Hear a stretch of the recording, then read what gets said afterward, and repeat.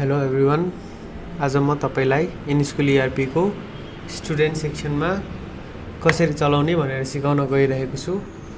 सुरुमा हजुरहरूले आफ्नो वेब ब्राउजरमा चाहिँ app.InSchoolERP भनेर टाइप गर्नु होला। जसरी यहाँ मैले माथि URL देखाएको छु त्यो टाइप गरी इन्टर गरिसकेपछि एकाडेमी प्लसको यो ड्याशबोर्ड देख्न सकिन्छ। त्यहाँ स्टुडेन्टमा क्लिक गर्नु। स्टुडेन्ट क्लिक गरिसकेपछि के छ भने यहाँ युजर नेम र पासवर्ड छ, जुन चाहिँ हजुरहरूलाई चाहिँ आफ्नो कलेज या अर्गनाइजेसनले प्रोभाइड गर्छ।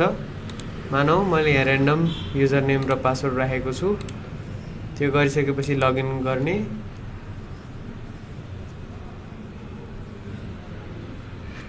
लगइन गरिसकेपछि यहाँ ड्याशबोर्डमा चाहिँ हामीले अब कसको लगइन गरेको छ त नि भनेर देख्न सकिन्छ। मानौ अहिले मैले अभिना पौडेलको लगइन गरेको छु।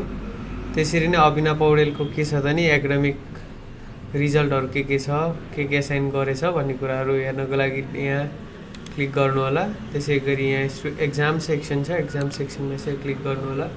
अब कुन एसेसमेन्टको रिजल्ट हेर्ने त नि भनेर हेर्नको लागि चाहिँ फर्स्ट एसेसमेन्टको रिजल्ट हेर्नको लागि रिजल्टमा क्लिक गर्नुभयो भने यहाँ तपाईले आफ्नो सब्जेक्ट वाइजको मार्क्स देख्न सक्नुहुनेछ। यसरी नै यहाँ अब मानौ फन्डामेन्टलको 13,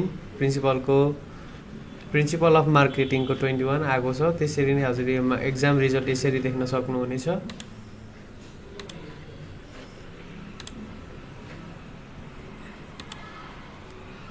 त्यसैगरी यहाँ लाइब्रेरीको नि देख्न सक्नुहुनेछ।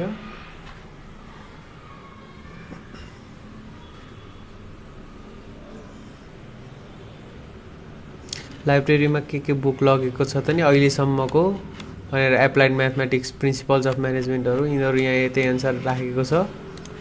त्यसैगरी अब हामी जाउँ अभिना पौडेलको डिटेल तर्फ जाउँ।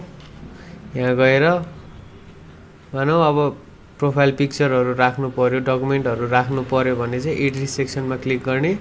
सुरुमा छ प्रोफाइल पिक्चर छ। प्रोफाइल पिक्चरमा आफूले आफ्नो पिक्चर राख्नको लागि एडिट गर्नु होला।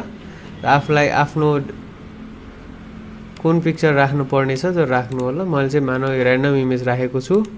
त्यसरी नै यहाँ ओपन गरिसकेपछि के हुन्छ भने यहाँ इमेज एकछिनमा लोड भएर चाहिँ यहाँ इमेज देखाउँछ अनि यहाँ सक्सेस भन्ने देखाउँछ। त्यसैगरी यहाँ exam symbol number, roll number, exam registration नम्बरहरु भनेछ। त्यसमा चाहिँ मानौ कलेजले अथवा अर्गनाइजेसनले दिएको चाहिँ सिम्बल नम्बरहरु यहाँ यसरी टाइप गर्नु होला। मैले चाहिँ जस्ट डेमोको लागि यो राखेको छु। त्यसैगरी यहाँ अब आफ्नो मानौ यो यहाँ अपलोड डकुमेन्ट्स भनेर छ। यहाँ क्यारेक्टर सर्टिफिकेट +2 को एसई को मार्कसिटहरु यहाँ डकुमेन्ट अपलोड गर्ने प्रोसेसमा यहाँ क्लिक गरेर मानौ एउटा यो क्यारेक्टर सर्टिफिकेट भयो। यसरी ओपन गर्यो भने यहाँ क्यारेक्टर सर्टिफिकेट यसरी आएर अपलोड हुन्छ।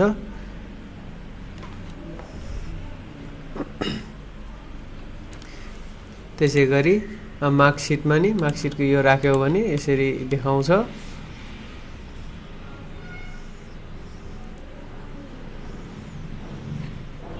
र हामीले यहाँ सबै राखेर यसरी सेभ गर्यो भने यहाँ यसरी सबै चेन्ज भएर आउँछ र यसको चाहिँ स्टुडेन्ट प्रोफाइल हामीले सक्सेसफुली क्रिएट गर्यो।